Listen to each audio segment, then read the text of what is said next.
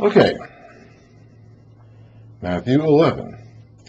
After Jesus had finished instructing his 12 disciples, he went on from there to teach and preach in the towns of Galilee. When John heard in prison, this is John the Baptist here again, what Christ was doing, Christ, the Anointed One, Messiah, was doing, he sent his disciples to ask him, "Are you the one who was to come, or should we expect someone else?" Now, John had been the most certain of all of them at one point in time. We kind of skip over his ministry to large. Mark, the Gospel of Mark, doesn't really mention John at all. Barely touches John's ministry. Matthew has a little bit of it. We'll read more about it in Luke, and we'll read more about it in John. But once upon a time, John was very certain that Jesus was the one. But John is in prison now. He has been in prison for a while, a year maybe, I'm not really sure. And he's getting discouraged. It's very clear here that John is getting discouraged, and he is not getting out of prison. Maybe at this point in time he isn't sure he ever will get out of prison, and in fact he will not. And so he is no longer as gung-ho about this guy that he once was very gung-ho about. This Jesus is not conducting himself, apparently, according to the way John thought he would. Or at the very least, John is getting disgruntled, being locked up in prison. Jesus replied, "Go back and report to John what you see and hear, or what you hear and see. The blind receive sight, the lame walk. Those who have leprosy are cured. The deaf hear, the dead are raised, and good news is preached to the poor. Blessed is the man who does not fall away on account of me." But what you'll notice he doesn't say there is the prisoners aren't released. He doesn't say that. So John is not getting out of prison. And Jesus is not promising John that he will get out of prison, because he's not going to. Jesus is simply saying, "Blessed is the man who does not fall away on account of me." So Jesus is aware that John is going through some hard times and is having some strong doubts. So he's saying, hold on. These things are happening. The kingdom is coming. It may not come in the way or in the manner or in the time frame that you want it to come in, but it is coming, and you are on the right side. Just don't fall away on account of me. As John's disciples were leaving, Jesus began to speak to the crowd about John. So John still has disciples. He still has loyalists who are devoted to him and not necessarily to Jesus. And that will continue being the case for a while. "What did you go out into the desert to see?" So this is talking about when John was active and in his ministry. "A reed swayed by the wind? If not, what did you go out to see? A man dressed in fine clothes or soft clothes? No. Those who wear fine clothes are in kings' palaces." And he's referring to Herod here. Okay, John is in prison because Herod Antipas put him there. And Jesus is making a contrast between Herod and John. He's saying, you didn't go out in the desert to see a reed blowing around in the wind. He's referring to Herod there. Of course, a reed, John was not a reed blowing around in the wind. John was rock solid and steady. Herod also used, by the way, the reed as a symbol on his coinage early in his reign. So there's both a reference to the reed blowing around in the wind and an actual visual. Jesus may well have been holding up a coin, one of Herod's coins. In that day and time, when they minted coins, they did it with different symbols representing the current rulers. Like the Roman coins would have Caesar's face on them, and then that particular Caesar's motto or whatever. And Herod's coins had symbols on them, and one of his early symbols was a reed. So he's talking about Herod here. He's contrasting John with Herod. You didn't go out in the desert to see Herod. You didn't go out in the desert to see someone wearing fine, soft clothes. You didn't go out there to see a wishy-washy guy blowing around in the wind. In both cases, he's referring specifically to Herod, who is the dude who put John in prison. He's saying, no, those guys are in king's palaces. Again, referencing Herod himself specifically. Then what did you go out to see? A prophet? Yes, I tell you, and more than a prophet. This is the one about whom it was written, I will send my messenger ahead of you, who will prepare your way before you. Now, we have read that before. It's a very important New Testament text because it links the New Testament with the Old Testament. It of course, came from Malachi, and there's a direct connection between the end of the Old Testament prophecies and the arrival of John, who was the first prophet, probably since Malachi, to come and speak on behalf of God and prepare the way for the Lord. Malachi 3, starting in verse 1, you see, I will send my messenger who will prepare the way before me. Then suddenly the Lord you are seeking will come to his temple. So Jesus here is saying, my messenger ahead of you who will prepare the way before you. So in this case, he's phrasing it as though God is speaking to the Lord who's about to come to the temple. Then suddenly, so I asked the messenger to prepare the way before me, and the phrasing that Jesus uses switches the pronouns around, saying, I'll send a messenger ahead of you. He's talking about himself. Then suddenly the Lord you are seeking, will come to his temple. My messenger of my covenant, whom you desire, will come. That's Jesus. So that's the one. So John was the one who prepared the way before him, and the Lord they're seeking is now here. Now let's go ahead and read the end of Malachi. We read before. This should be familiar by now.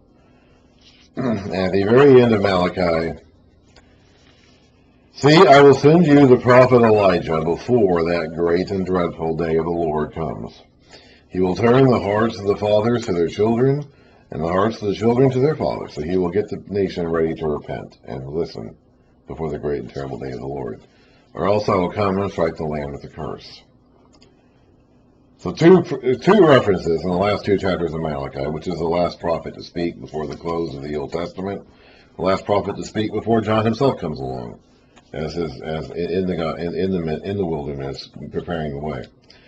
So this is the one about whom it is written, I will send my messenger ahead of you, who will prepare your way before you. I tell you the truth. Among those born of women, which basically means amongst all humanity, because every human has been born of woman, except for the first two, there has not risen anyone greater than John the Baptist. Yet he who is least in the kingdom is greater than John. John himself will not be there when the kingdom is really started. He wants to be. He's hoping that's one of the things he's getting disgruntled about. He wants the kingdom to come, but he's not going to be there when it happens. As Jesus will say a little bit later to his apostles, many great men of the past wanted to see what you're seeing and didn't get to see it. And many of them wanted to hear what you're hearing and didn't get to hear it. And John is one of those. He's the last in that line of prophets who are speaking about the kingdom, who are announcing the kingdom, who are revealing God's will about the kingdom, and who wanted to see the kingdom but didn't get to. And John is one of those. So as great as John is, and he's the greatest of all men born of women, which is everybody, he is still least in the kingdom because he didn't get to be part of the kingdom once it was established on earth. That doesn't mean he's hopeless. That doesn't mean after his death there's no more for John the Baptist. But he did not get to see the kingdom inaugurated on earth like he wanted to, and like so many of the men of the past had wanted to.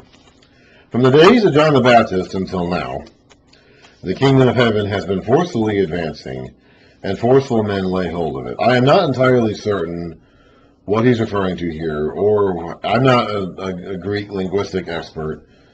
I've read this verse translated in several different ways. It could be referring to the violent men attacking the kingdom because they did seize John the Baptist. They're going to put him to death. They're going to seize Jesus. They're going to put him to death. Or it could be that the kingdom of heaven is advancing in spite of that, and is forcefully advancing in spite of the violent opposition. I'm just not sure. For all the prophets and the law, that's the Old Testament as we would call it, prophesied until John. So he's the last of them. And if you are willing to accept it, he is the Elijah who was to come. We just read about that at the end of Malachi as well. So he who has ears, let him hear. So those who are willing to accept it, those who will hear the message and not just let it bounce right off of them, but will actually take it to heart and accept it, this is the guy. So the guy he's talking about, the one who is preparing the way, is Jesus. To what can I compare this generation?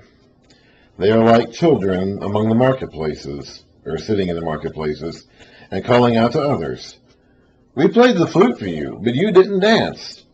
We sang a dirge, and you didn't mourn. So they're trying to play a game with somebody, and the person they're trying to play a game with isn't playing along. For John came neither eating nor drinking.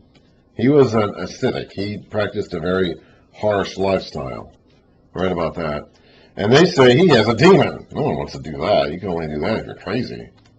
Well, you're only going to wear wild, or eat whole locusts and honey and wear wild camel clothes if you're crazy. The Son of Man came eating and drinking. So John didn't do that. John fasted. He didn't drink. He deprived himself. And they said he had a demon. The Son of Man came eating and drinking. So Jesus was an eater and a drinker. And they say he here is a glutton and a drunkard, a friend of tax collectors and sinners. So whatever approach you take, some people are just going to say no. You could come practicing the most harsh lifestyle you can imagine, being out in the desert, out in the wilderness, wearing wild animal hair for your clothes and eating locusts and wild honey. And they'll say, you're crazy. You're a crazy man. You got a demon. You could come into people's houses and eat and drink the food and wine they provide for you. You could even help provide it, as we see Jesus do in other Gospels. And they'll say he's a glutton and a drunkard. He's a friend of the bad guys. He's a friend of the riffraff and the rabble. They're just going to criticize. Some people are just going to criticize you no matter what you do. But wisdom is proved right by her actions. Jesus is saying that in the end, the things that he has said, I think he's also including John the Baptist there too, because John was a prophet of God, is going to end up being proved right. That's actually a reference to the beginning of Proverbs, where it talks about wisdom acting as though it's an independent agent. Let's see here. Proverbs 8 talks about this. Let's go down to verse 23. The Lord brought me, wisdom is speaking here, wisdom personified, forth as the first of his works, before his deeds of old. I was appointed from eternity, from the beginning, before the world began. When there were no oceans, I was given birth. When there were no springs surrounded with water, before the mountains were settled in place, before the hills, I was given birth. Before he made the earth or its fields, or any of the dust of the world, I was there when he set the heavens in place, when he marked out the horizon on the face of the deep, when he established the clouds above and fixed securely the fountains of the deep, when he gave the sea its boundary so the waters would not overstep his command, and when he marked out the foundations of the earth. Then I was a craftsman at his side. I was filled with delight day after day, rejoicing always in his presence, rejoicing in the whole world, and delighting in mankind. Now, in between the Testaments, the Jewish wisdom writers that came along in that period of time in the Testaments elaborated on that concept of wisdom being there when God made the world to basically make wisdom an agent in creation. And Jesus here is taking that concept and basically applying it to himself, saying that being you refer to as wisdom, I'm the one embodying that wisdom. And my wisdom will be proved right. Then Jesus began to denounce the cities in which most of his miracles had been performed, because they did not repent. Woe to you, Chorazin! Woe to you, Bethsaida! If the miracles that were performed in you had been performed in Tyre and Sidon, they would have repented long ago in sackcloth and ashes. But I tell you, it will be more bearable for Tyre and Sidon in the day of judgment than for you. Tyre and Sidon, we read about that in some of the later prophets like Ezekiel, that someday God was going to come out. Tyre and Sidon were allies. Tyre, that was Phoenicia. They were allies of Israel once upon a time. In fact, they helped Solomon, they helped David get materials ready for the building of the temple, and they helped Solomon build the temple. The temple was basically built in the style of a Phoenician temple. And because they blessed Israel once, God blessed them for a long time, just like he said to Abraham he was going to do. I'll bless those who bless you. Well, Tyre and Sidon blessed Israel once and in the past, and God blessed them too for a long time. But eventually, they cursed Israel. Eventually, they became enemies, and eventually they got cursed. At this point in time, Tyre is, I mean, I guess it still exists in some way, but the city that was Tyre was pretty much destroyed by Alexander the Great 300 years before Jesus. So that city, at least as it used to exist, is completely gone. It will be more bearable for Tyre and Sidon on the day of judgment than for you.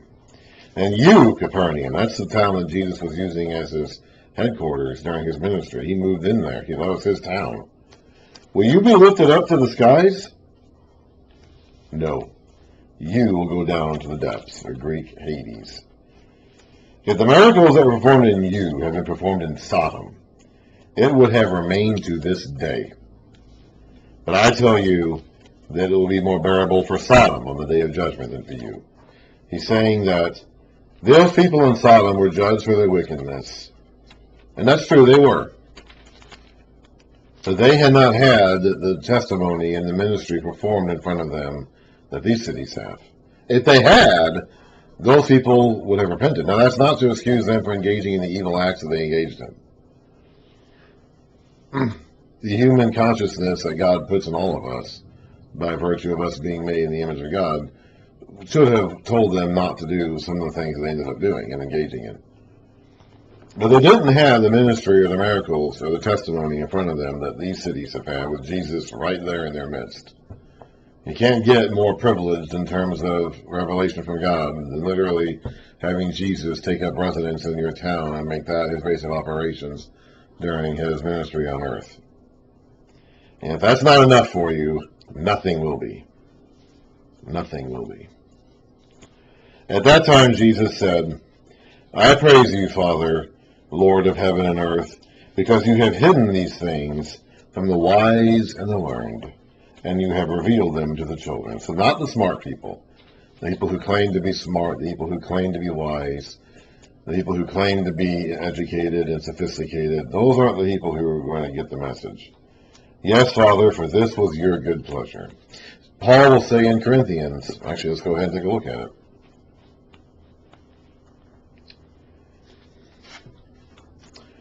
1 Corinthians, verse 20. Where is the wise man? Where is the scholar? Where is the philosopher of this age? Has God not made the foolish the wisdom of this world? For since in the wisdom of God, the world through its wisdom did not know him, God was pleased through the foolishness of what was preached to save those who believe. Basically being, the wisdom of the world will never lead you to God, and God made it that way on purpose. Now let's get on a couple of verses. For the foolishness of God is wiser than man's wisdom, and the weakness of God is stronger than man's strength. And he'll go on to talk more about that. Now, by the time we get to Paul, he's more directly combating the Greek philosophy, because he's talking to the Corinthians who are in Greece. So he's more directly combating like the Greek philosophers and the wisdom of the Greek way of living. Here in Matthew, we're talking more specifically about Jewish wisdom and Jewish ways of living. But it's the same basic principle. God took, and Paul even references that in that 1 Corinthians passage as well, which I skipped, but we'll get to that later. That God took the things of this world that seemed confusing or foolish or stumbling blocks to us and made them the vessels, that made them the way he saved the world. All things have been committed to me by my Father. Again, this is very much like the John version of Jesus speaking here. No one knows the Son except the Father, and no one knows the Father except the Son, and those to whom the Son chooses to reveal him. Come to me, all you who are weary and burdened, and I will give you rest. He's probably talking about rest from the burden that the wise Jewish scholars put on these people at the time, of all the extra laws and rules they had to follow. That's probably what he's talking about here. Take my yoke upon you and learn from me, for I am gentle and humble in heart, and you will find rest for your souls. For my yoke is easy, and my burden is light. I'm probably going to go ahead and stop there for the day. I would have liked to have gotten through chapter 13, but that's just not going to happen. I've got to go off and do something this afternoon, so I'm not going to be able to make it any farther. By the way, about yokes, Jesus was a carpenter. Here's a tecton, and the Greek word is tecton, which could refer to either woodwork or stonework. But if he was a woodworker, there's a tradition that he made yokes. So he's probably talking about something that he might have literal practical experience with in making yokes. Who knows, he might even have had one of his own homemade yokes there in his hands as a model or as an example.